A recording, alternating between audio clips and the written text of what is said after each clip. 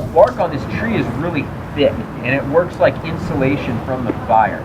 So these trees like to have fire around them every 5 to 25 years. And so to be adapted to that, they grow this really thick bark, and that provides insulation from the fire so they can keep growing. And then their limbs are really high up, and that's so the fire can't get into the limbs and actually burn the tree up. One type of research that we do is to look in the forest for trees that have been scarred by fires in the past. So this is a fire-scarred ponderosa pine tree, a stump from northern Arizona. We can see that this tree has been burned. You can see this black char on it, but we also see these ridges here. These are places where repeated fires have scarred this tree, not killing it, but leaving behind scars. And when we look in cross-section at the tree, we can see the tree rings.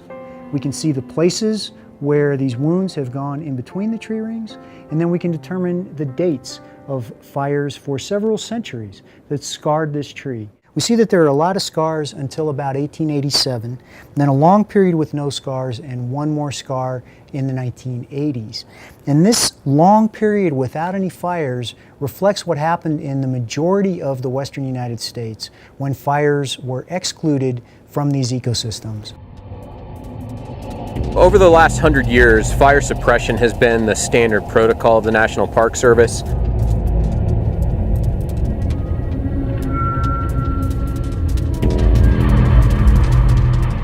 What that has done is not allowed fire to clean out the understory, to maintain that healthy balance of fire in the ecosystem, and now we have forests that are overstocked with trees.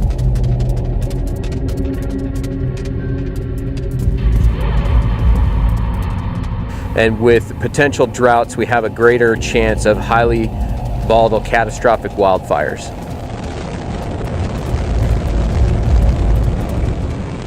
We think this is what it looked like in the 1800s before we all got here. But then we got here and then we suppressed all the fires. And so all those seedlings and saplings that were this tall, they didn't die because we didn't have any more fire. So those seedlings and saplings got to bigger trees, and then you see these really thick forests. Our goal here at Grand Canyon is to get it back to looking something like this, wide open, mature trees. Today we have a 40-acre burn taking place here in the village area. What happens over time is if we don't have these low-intensity fires that are occurring, something could come along like lightning or a human-caused fire that could create a fire that's really uncontrollable.